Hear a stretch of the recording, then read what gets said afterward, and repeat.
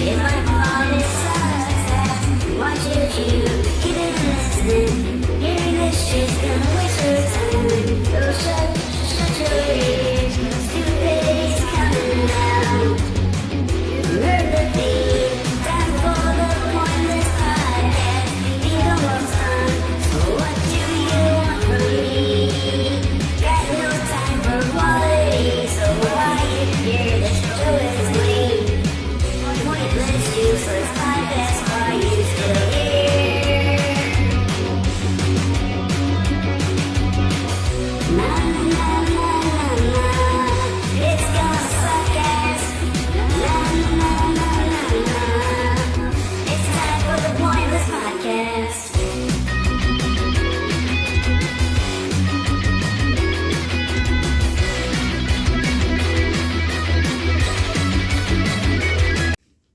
Hi guys, welcome to another edition of the Totally Pointless Podcast.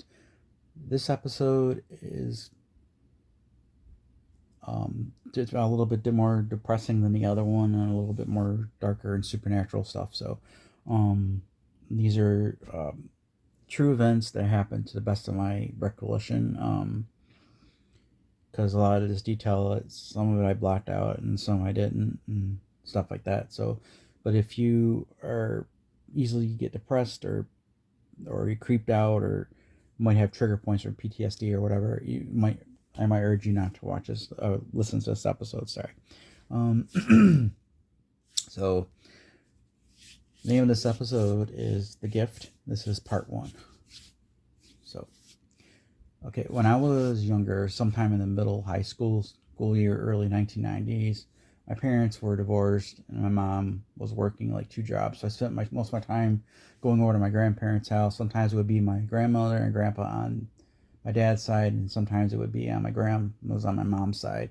But more often than not, during the week, it was my grandma on my mom's side. And the reason for that was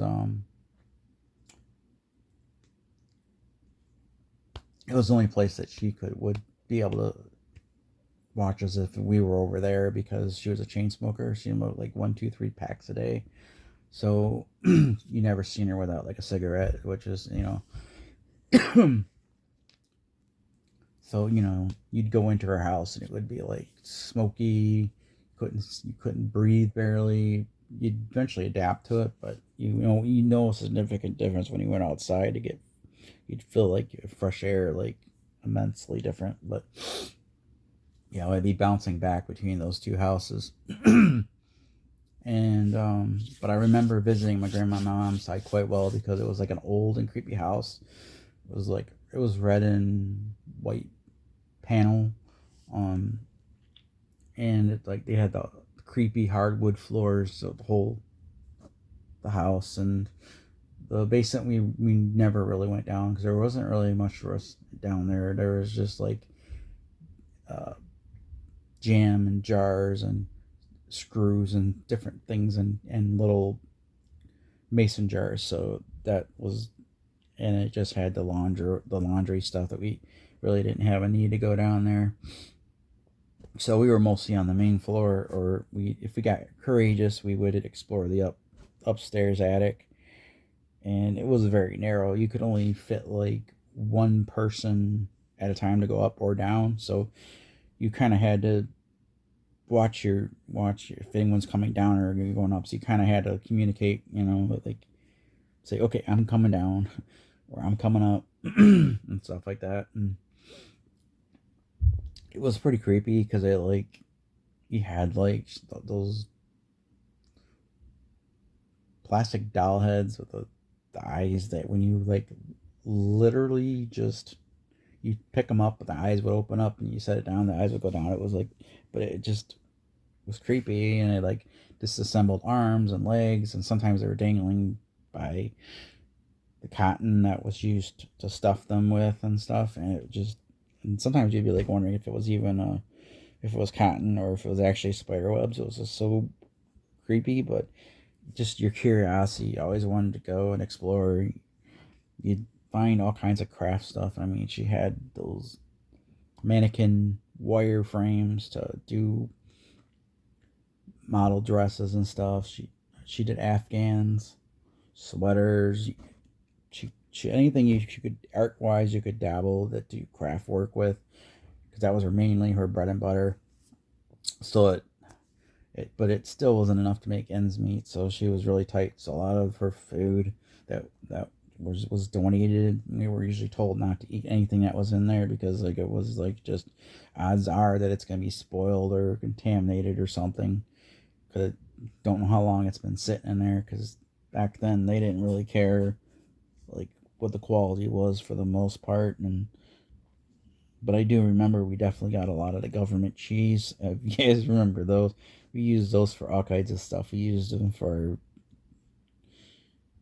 audio cassette tapes. We used them to store wires, and I even put on my Atari 2600 games in there as well. It was the time to be alive back then. It's like you had it rough, but you just wouldn't just can't pass on it. It's a different time, and even though you were like not rich, but you weren't like too poor, you were just kind of like middle class, barely making it, but you did with the best you had. So she would sell her crafts. Her favorite ones to sell were the apple heads, and those things were cool, but they also creeped you out when you like especially if you like catch a glimpse, like when the light's just barely touching it. It's like you're coming into the attic and seeing them stored there. Oh my gosh, it catches you off guard. But yeah, the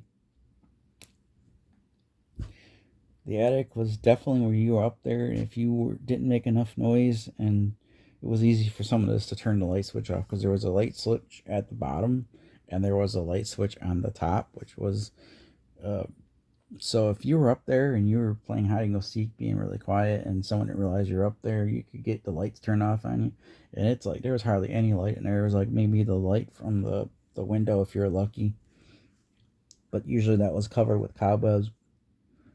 But the attic was huge and had lots of like cubby holes and stuff, so we used to just have fun up there. But we would always get shivers when at night a lot, because it's when the house starts settling at night, and especially during storms and different things. But yeah, so when she wasn't doing her crafts or smoking, she was like smoking and watching her Tigers baseball. She loved Tigers, so she was constantly swearing at the TV, throwing like her empty cigarette packs at it, swearing like you wouldn't believe. But if she asked you to go upstairs to get her crafts work, because it was hard for her to get up and down the steps, you'd eagerly go up there and get it. But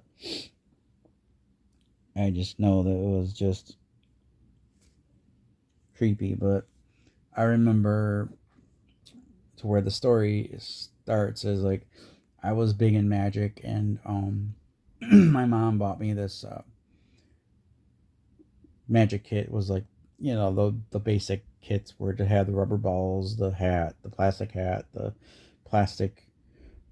magic wand, and then you have like a little bit of everything in there, like a little bit of maybe some plastic cups for the cups and balls. You had and then everything else was like, and you had some cards, and just very basic, and like they were just so generic. But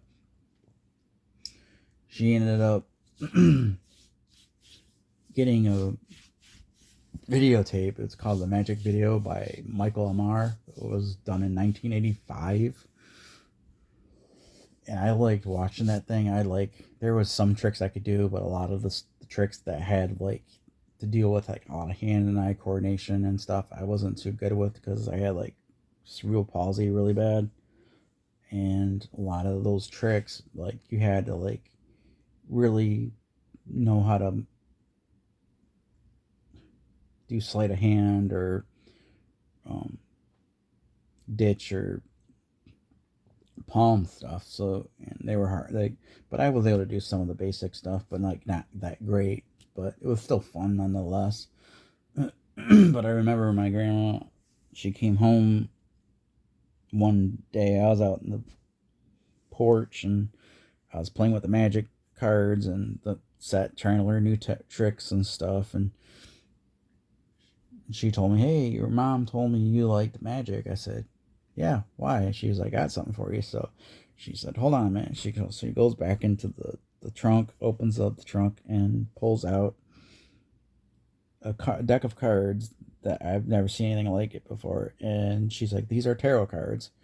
And she doesn't know much about that stuff because she just goes to garage sales. She'd pick up stuff at flea markets, garage sales, anywhere, So she's like, "Oh, cards, magic, tarot."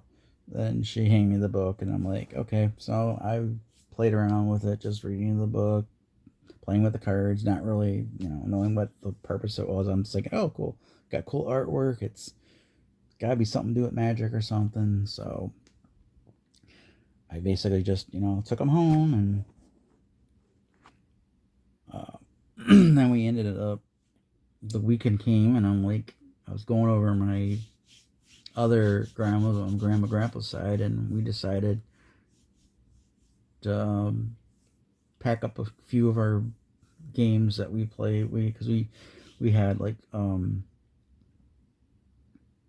Shoots and Ladders and Hang on Harvey and different ones like that. And Mousetrap. We'd bring those over there, but for some reason, something told me, "Hey, why don't we just bring this deck of tarot cards over with a booklet and over the weekend?" For some odd reason, who knows? No, not bring my magic kit, not anything else, just the tarot cards and the board games. We'd go over there, sitting there talking to my grandma, and we'd be playing Old Maid.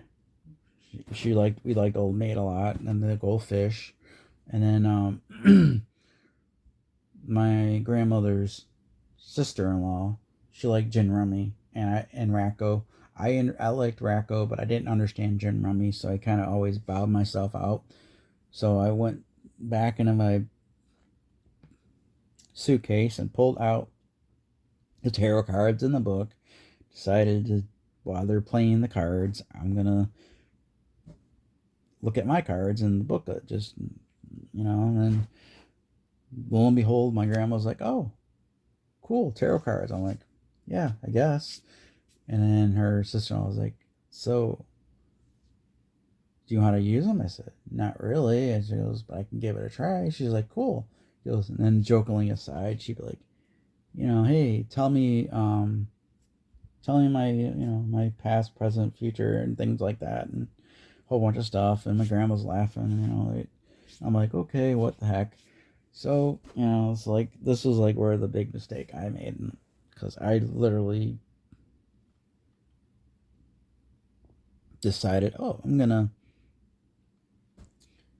get this out." So I'm fumbling through the thing, looking at how you set up the diagrams of different things, and so I'm laying them out, not thinking anything, and just reading what the book says that the symbol means with the reversed or right side up and different things like that. And just all of a sudden, I'm like, after I get like midway through like the reading and almost to the end, I look up and she's like starting to cry, and I'm like, because the death card came up. And she just recently lost one of her family members, and then the Fool came up, and all those other ones I just can't remember. It was just so many. It was just 100% accurate, and she just started crying, and I'm like, "Great." And then I'm like, told her I was so sorry, and I said I didn't know what I was, and she's like, looked at me and goes, "It's okay, it's okay, it's okay." But she goes, "You got the gift." I'm like, "Huh?" And from that moment on, I just said, "I'm not touching these things anymore." I packed them up, I put them aside. I even at one point gifted them to someone else that said, "Oh, those are tarot cards. I like those." And I said, "You can keep it," because I didn't want anything to do with them. It was like, okay, this is just not cool. So I went home the weekend, and then I did everything I could to just keep my mind away from that incident. And I said, "Okay, I'm just going to play my Nintendo, play some Atari, I'm going to do whatever I can to get my mind off of this stuff. And I'm just in there, okay. I'm just gonna get through this. I'm gonna get through the. And then all of a sudden, like around towards the weekend, because this is I'm gonna look up something really quick. But yeah, it's the anniversary of my grandmother passing away right now. But yeah, I was watching my brother because I had to watch my brother because my mom was working and my stepdad was working and no one could watch them. So I was stuck watching my brother. I don't know if I mentioned I had a brother, but yeah, he was born April 1st of all days to be born. But yeah. So then I was stuck watching him, and then I just had this weird somber feeling. Something wasn't quite right. And and then I got a phone call from my mom saying that they went shopping and that my grandmother had a heart attack and that she was rushed to the hospital. And shortly after, like a little bit later, we got something. I still felt like something was wrong. So and then she came home and told me that she passed away. So the weekend came for the funeral, and of course, funerals usually it tends to be dark, dreary, rainy, depressing, somber weather, just to go with the mood. And I went to bed, and Mom went to bed, and I just did whatever I could to get my mind off it. I was playing a lot of like battle chess for the Nintendo and the regular Mario Brothers, but it just couldn't get my mind off it. So I'm like, all right, I'm gonna put some music on. So I put on my Weird Al CD and my Fidus changer. I had the Sega Genesis CD with the in there, and then I had some ACDC in there as well. And I basically just put on random, listened to it out, chilled out, and then I got tired. And I decided to turn down the volume and just sleep with it on. Woke up in the middle of the night sometime, decided I didn't want to listen to it, I couldn't sleep with it on. So I turned it off and got back to bed. And then all of a sudden, I heard like some kind of like it was weird. It was like the stereo tuner type thing. But then it just started playing random songs, and one of them that played was "Invisible Touch" by Genesis, and that was like that freaked the heck out of me. And then I'm hearing my grandmother's voice telling me everything's okay, and she's trying to communicate with me, and that she's gonna communicate with my mom, and she's got some stuff for us put away, specifically for us, so none of the family members will steal it or take it, because when she passed away, everyone was trying to get all the glitzy ritzy stuff and the valuable stuff. My mom didn't really care about the valuable stuff. We cared more about the sentimental value stuff. So by the time this vision and her visiting me and told me to just stay calm, everything will be okay, and just all of a sudden I fell asleep peacefully, like someone was there tucking me in and calming me down. I felt really at ease. And I woke up the next day. My mom was talking to family members about my grandmother visiting her, and I told her what I had, and we both ended up finishing each other's sentences. And she's like, I know where it's at. So she knew where it was at when she went to get it. And everyone's still thinking she's crazy and I'm crazy. And so we just had to keep, we knew we weren't crazy, but we didn't want to cause more issues and then end up, thinking we're nuts and put into a mental institution or something for a while. So we just kind of just poo-pooed it and didn't want to talk about it for a while. And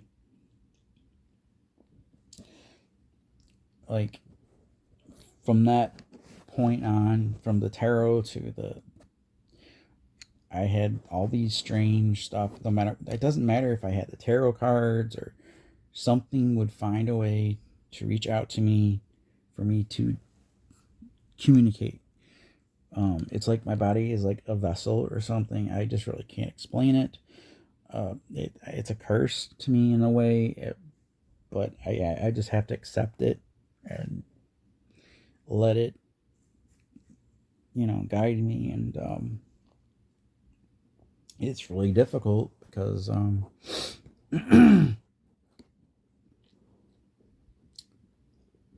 I don't have any control whatsoever. It's like a one-way road. It's like I it's not about the destination. It's about the journey. And it just, the weird thing is, something will happen and I end up dealing with it. And it's very difficult to try to explain to someone without, especially with skeptics or people like, and I don't use any of these abilities to get monetary value. In fact, I just, my mind tells me to tell these people these things. I'll tell them, but by all means, I just hope that the one time that I say something, it won't happen. But it hasn't happened, and this is just one of the many events. And I'm definitely going to talk more about this stuff. So if this is stuff that you're into, the next episode will be part 2 to this. And so before I leave you, I have a little something special to segue out of this episode. So then, till then, I'll see you guys with another episode of the Totally Pointless Podcast.